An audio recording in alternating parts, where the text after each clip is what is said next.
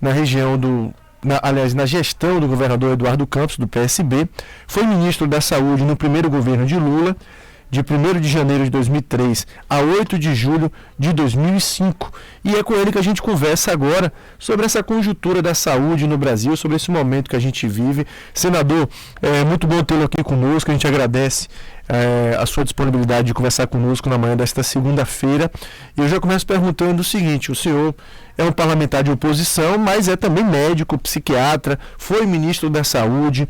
Como é que o senhor está avaliando a condução do governo Bolsonaro no momento, frente a essa pandemia e nas ações contra a disseminação do novo coronavírus? Bom dia, prazer tê-lo conosco aqui. Bem, bom dia, Fernando Moreira, bom dia a todos os ouvintes da Rede Baiana de Rádio, da Rede de Comunicação. Um prazer poder falar para todos vocês. Bem, eu entendo que a condução que vem sendo dada pelo governo Bolsonaro é absolutamente desastrosa, né? Aqui no Brasil, infelizmente, nós temos que enfrentar, de um lado, o vírus, todo esse problema gerado pela pandemia da Covid-19 em si própria, e ao mesmo tempo temos que enfrentar a postura e a condução que o presidente da República tem dado a todo esse processo. Na verdade, Bolsonaro, o tempo inteiro, ele sabota, ele tenta desfazer todas as recomendações, orientações que são dadas pelas autoridades sanitárias do Brasil e do mundo. E não é por outra razão que o Brasil está crescendo fortemente, intensamente, em termos de número de casos e de mortes pela Covid-19. Então, eu acredito que a condução do governo é hoje um obstáculo para que nós possamos vencer essa batalha contra a Covid-19 aqui no Brasil. Bom, a gente teve em menos de um mês 2 trocas no Ministério da Saúde, né? A gente teve o ministro Luiz Henrique Mandetta deixando o cargo, depois assumiu o Nelson Teich, que menos de um mês depois pediu demissão do cargo. Como é que o senhor vê essas trocas assim, em menos de um mês, 2 trocas, e também a própria saída do Mandetta foi muito contestada na época por muitas pessoas da área de saúde, por entenderem que ele defendia uma linha interessante no combate ao coronavírus, mas era de encontro ao que o presidente acreditava. Acabou saindo do cargo, depois o Nelson Teich, que parecia estar mais afinado com o que o presidente acreditava, depois a gente viu que talvez não, porque menos de um mês depois pediu demissão do cargo. Eu acho que essas trocas são profundamente danosas, né? Em nenhuma batalha, em nenhuma disputa, você troca quem está comandando em meio ao próprio enfrentamento, né? E o pior é que cada troca tem uma justificativa profundamente equivocada. No caso do Mandetta, a justificativa maior para a mudança foi de que o presidente da República encarava a questão do isolamento social como um erro, né?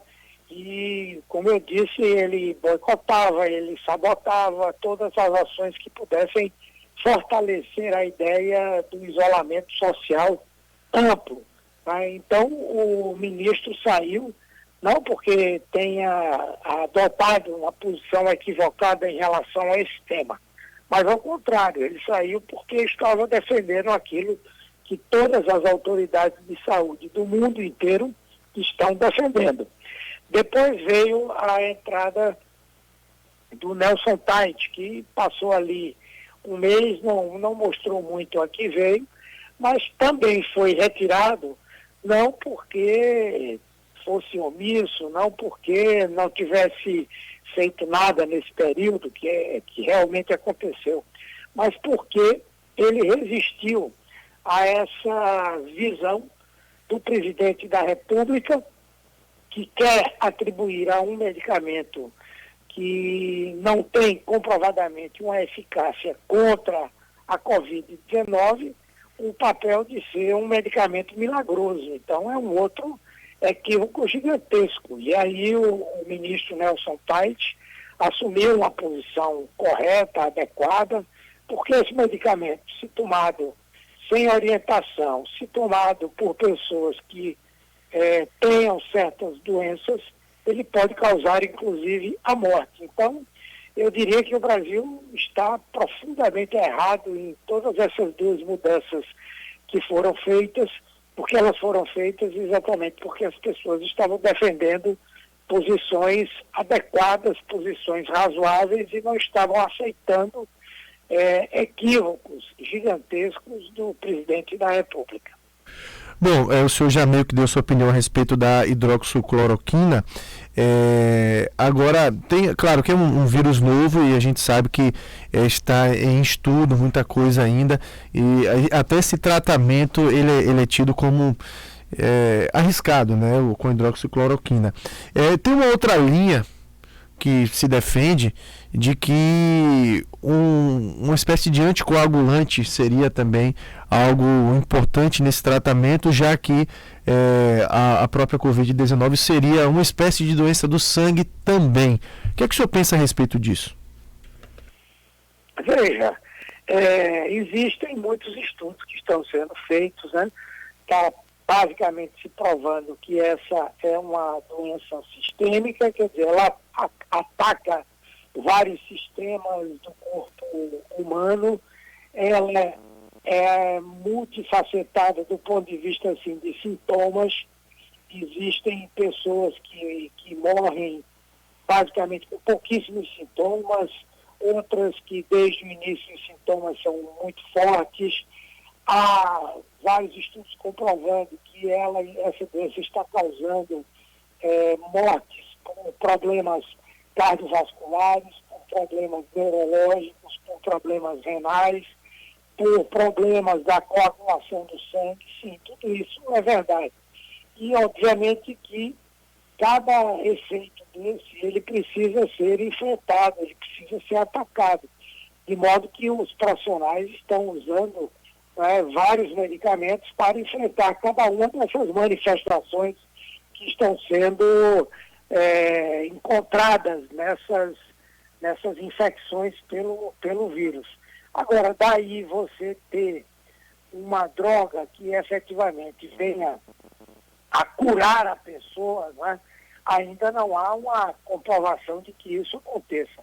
A própria cloroquina, ela tem sido utilizada, não há uma oposição da parte de muita gente em que ela seja usada em determinadas situações com acompanhamento médico. Outra coisa é o que estão querendo fazer, que é usar essa droga no início da doença, que é usar essa droga muitas vezes as pessoas sem acompanhamento médico. Então, realmente isso pode causar mortes, né? Então, nós não vamos topar, aceitar um tipo de iniciativa como essa partindo de alguém que não tem qualquer conhecimento científico, que sequer é médico, que é o caso do presidente da República, e que quer meio que fazer uma bruxaria, utilizando um medicamento que é útil em uma série de outras coisas, mas até o presente momento, todos os estudos que foram feitos ainda não comprovaram que ele tenha uma eficácia grande em relação à essa doença. Estamos conversando com o senador Humberto Costa, senador pelo estado do Pernambuco, ele que também é ex-ministro da Saúde, né? Foi ministro da Saúde no governo Lula, de 1º de janeiro de 2003 a 8 de julho de 2005. Ex-ministro e senador Humberto Costa, a gente teve aí, eu falava com o senhor sobre esses dois perfis que a gente teve à frente do Ministério da Saúde, né? Primeiro o Luiz Henrique Mandetta, depois o Nelson Tachi, uma rapidíssima passagem pelo Ministério. Na opinião do senhor, qual o perfil adequado nesse momento para assumir a pasta? Qual seria aquele ministro tido como o ideal para o momento que a gente vive?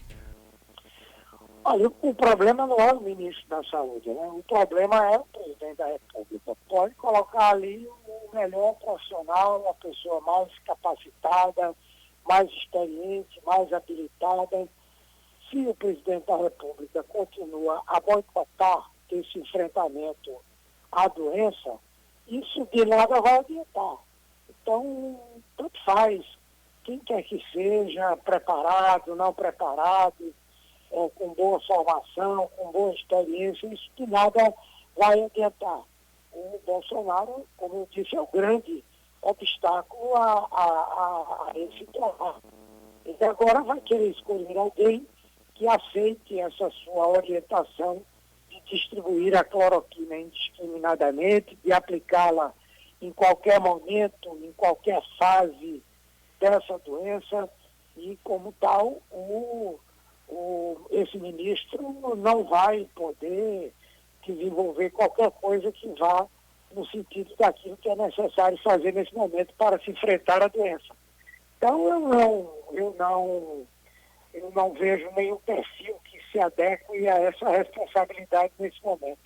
É melhor acreditar e esperar que esse ministro e esse governo não terão apoio nem autorização da Justiça para desmontar o trabalho que vem sendo feito por prefeitos e por governadores para enfrentar a doença, porque esses têm trabalhado de forma séria, adequada, têm recomendado e trabalhado para que o isolamento social ele possa se fazer, e essa é a única maneira, mesmo já nesse momento de tanta gravidade do quadro no Brasil, nós ainda até é a única coisa que temos para enfrentar a Covid-19. Eu temo que o Brasil, nos próximos dias, vá ocupar já os primeiros lugares em número de casos e de mortes.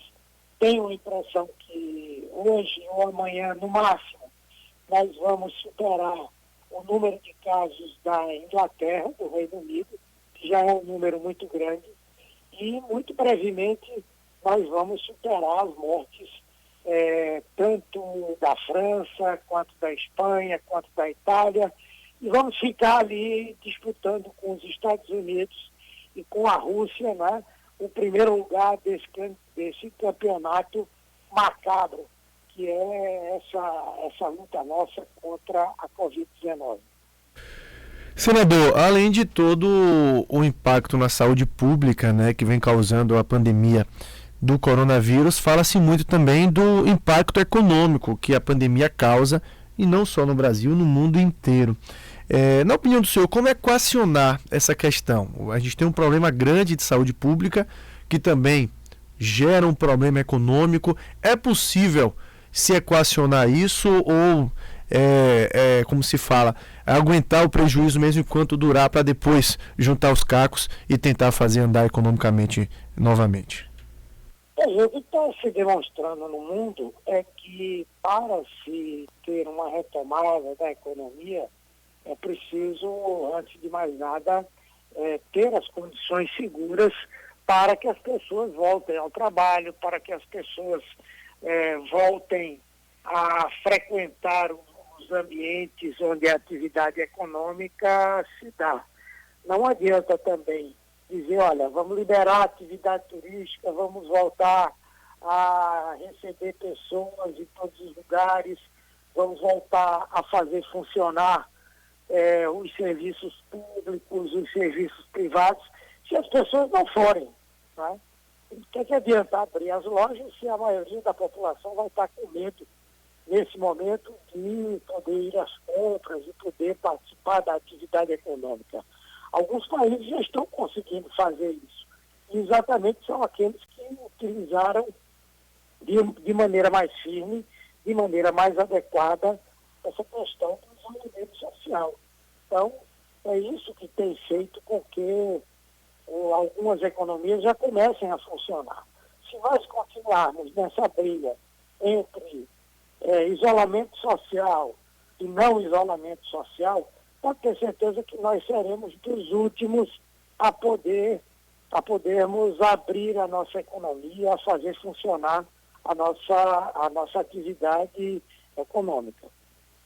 Bom, tendo como base essa questão econômica ainda, o presidente Bolsonaro e algumas outras pessoas, algumas outras autoridades, como por exemplo o próprio deputado Osmar Terra, que tem sido uma opinião forte nesse sentido, tem dado opiniões muito fortes nesse sentido, de que nesse momento eles defendem o isolamento vertical, que não seria aquele isolamento de todas as pessoas, mas daquelas apenas que são consideradas grupos de risco. Justificativa que se dão, o próprio presidente, o próprio deputado, entre outras pessoas, é de que o número de casos não para de crescer, apesar do isolamento social maior em muitos estados e cidades brasileiras.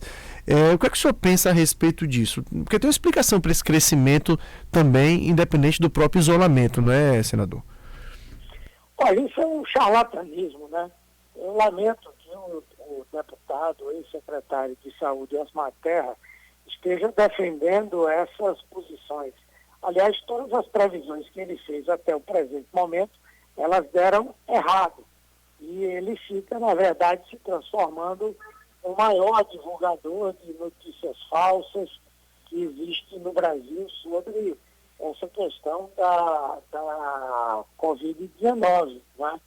Em nenhum lugar onde essa ideia foi aplicada, os casos diminuíram em seu número. Pelo contrário, países que adotaram essa postura, não somente eles tiveram um número maior de casos, não somente tiveram um número maior de mortes, não somente tiveram problemas fiscais, porque aumentar o número de casos e de mortes é aumentar os gastos do sistema público, com a montagem de UTIs, com a aquisição de respiradores, com o pagamento de equipes de saúde. Então, na verdade, isso é contraproducente para a própria economia.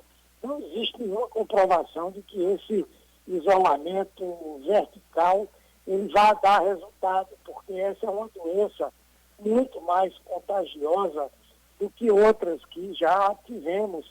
Essa é uma pandemia, uma epidemia que tem uma capacidade gigantesca de desmontar o sistema de saúde. Se o número de pessoas acometidas fosse menor, se esse processo fosse menos rápido, não teria problema. Nós teríamos como atender todos os casos, evitar as mortes que deveriam ser evitadas, enfim, mas nesse caso não é. Você veja, a previsão agora aqui para o Brasil é de que nós vamos ter alguma coisa em torno de 90 mil mortes. 90 mil mortes. Isso não é brincadeira, é mais gente do que a maior parte das guerras que aconteceram depois da Segunda Guerra Mundial. Isso representa muito mais mortes do que muitas doenças provocam no Brasil durante anos. Então não faz sentido isso. O que faz sentido é a gente fazer, por mais que seja doloroso para a economia, aquilo que vai fazer com que o país ultrapasse essa pandemia e volte a ter a sua economia funcionando. Esse que é o grande equívoco. Estamos conversando com o senador pelo estado do Pernambuco, Humberto Costa, que foi também ministro da Saúde entre 2003 e 2005. Ex-ministro e senador, eu vou fazer uma pergunta ao senhor que eu fiz há algo em torno de 2 semanas ao também senador aqui pelo estado da Bahia, Ângelo Coronel. Diante de toda a instabilidade que a gente tem vivido no país, relacionada ao próprio governo Bolsonaro, que tem sofrido muitas críticas pela opinião pública, enfim, nessas ações contra o coronavírus.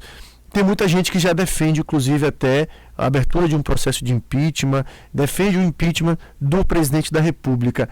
Na opinião do senhor, essa é uma possibilidade real? Eu acho que é uma possibilidade real, né? De um lado, porque o presidente da República comete crimes de responsabilidade repetidamente, vários, contra a saúde pública, contra a administração pública, contra o Estado Democrático de Direito, contra a Constituição, e já existem razões suficientes para que ele possa vir a ser afastado do exercício da presidência da República. Por outro lado, já há uma parcela significativa da população que se convenceu de que com Bolsonaro nós não vamos conseguir superar essa doença, essa pandemia, e muito menos superar a crise econômica que atinge o Brasil já há uns 3 anos aproximadamente. Agora, por outro lado, ainda há uma parcela significativa da população que apoia o governo e o presidente, que não quer que ocorra o impeachment. Ele está procurando se blindar, trazendo para dentro do governo o chamado Centrão, que daria a ele um apoio no Congresso Nacional capaz de impedir a aprovação de um pedido de impeachment, já que ele teria mais de 174 parlamentares para votar contra a ideia do impeachment. E para o impeachment é preciso que se tenha 2/3 dos votos dos deputados e dos senadores. Então, nós estamos vivendo hoje uma situação em que nem ele tem força para se manter com tranquilidade e fazer tudo que ele quer, implementar todas as políticas tresloucadas que o seu governo pretende implementar. E, pelo outro lado, a oposição ainda não tem também o número suficiente de votos para promover a mudança do governo. Além disso, existe como você produzir uma mudança nesse governo, um impeachment, um impedimento, se não houver mobilização social. E, obviamente, que em meio a uma pandemia como essa, em meio a uma situação como a que nós estamos vivendo agora, não há como se fazer mobilização social para fazer com que o impedimento, o impeachment, ele venha a ser realizado. Bom, após as últimas eleições presidenciais, senador, a gente viu uma série de divergências entre as forças de oposição, que se dividiram em relação a caminhos que deveriam tomar naquele momento. Houve muita crítica mútua, muitas acusações de ambas as partes. O que é que o senhor acha que nesse momento está voltando, por exemplo, a ter uma união maior das oposições? Como é que estão sendo essas conversas em torno das ações que precisam ser tomadas agora? Como é que está a oposição nesse momento? Ainda dividida ou está se unindo mais? Não, eu acredito que ao longo desse 1 ano e meio do governo de Bolsonaro, a oposição ela conseguiu desenvolver um conjunto de ações de forma unificada. Resistiu a uma série de tentativas do governo Bolsonaro de aprovar propostas que prejudicam fortemente a população brasileira, muito embora ele tenha conseguido realizar uma reforma da Previdência, tenha conseguido avançar numa quase reforma trabalhista, tenha implementado tantas ações danosas ao Brasil. Mas, nesse momento, as oposições, em todos esses momentos, ela teve junto. Toda a oposição esteve unida, não é? Obviamente que há alguns que pretendem atuar para isolar A, B ou C, mas até o presente momento não conseguiram. Eu acredito que, novamente agora, em relação ao impeachment, apesar de haver muitas iniciativas isoladas de partidos, de pessoas que apresentaram seus pedidos de impeachment e tal, mas eu acredito que ao final desse enfrentamento a oposição, a esquerda toda estará unida para promover esse afastamento do presidente da República, para tentar mobilizar a sociedade e implementar uma série de ações.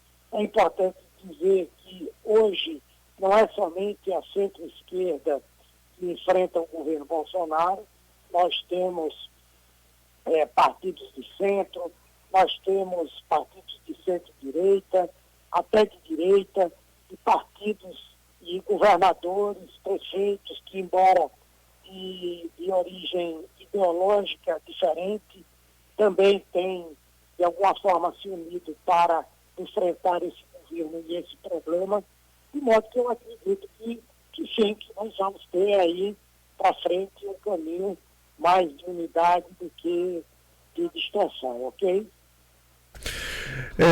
Senador, a gente agradece imensamente a sua disponibilidade de falar conosco, agradece a entrevista. É um momento que a gente precisa realmente da opinião das nossas autoridades diversas, de diversos grupos políticos, e ainda mais o senhor que é médico, psiquiatra, que foi ministro da Saúde, sabe bem o que é estar à frente de uma pasta como essa e, como médico, sabe o risco que uma pandemia oferece. Foi muito bom tê-lo aqui conosco, a gente agradece e deseja uma excelente semana para o senhor. Um abraço para você, Fernando, para todos os ouvintes, para todos os queridos e queridas pessoas baianas, nossos irmãos aqui do Nordeste. Um grande abraço. Conversamos então com o senador pelo estado de Pernambuco, Humberto Costa, que foi também ministro da Saúde no governo Lula, de 1º de janeiro de 2003 a 8 de julho de 2005, que teve uma conversa muito interessante conosco aqui, né? Falou a respeito da pandemia, falou de política também, falou a respeito do perfil dos ministros da saúde que tivemos, qual que seria o ideal nesse momento, e esse momento de enfrentamento ao coronavírus que a gente vive, não só aqui no Brasil, como em todo o mundo. Para a Bartofil, a loja de atacado da Bartofil está funcionando, seguindo todas as recomendações das autoridades e da Organização Mundial da Saúde, para garantir a segurança de seus colaboradores e clientes. Em um só lugar, você encontra mais de 10 mil produtos das categorias agro e pet, reforma e construção, casa e escritório, automotivo, esporte e lazer, com preços especialíssimos para CNPJ. São milhares de itens, até 30% mais baratos do que em qualquer lugar da região. Visite a loja às margens da BR-324, pertinho do viaduto da 101. Para mais informações, acesse Bartofil Loja de Atacado no Instagram.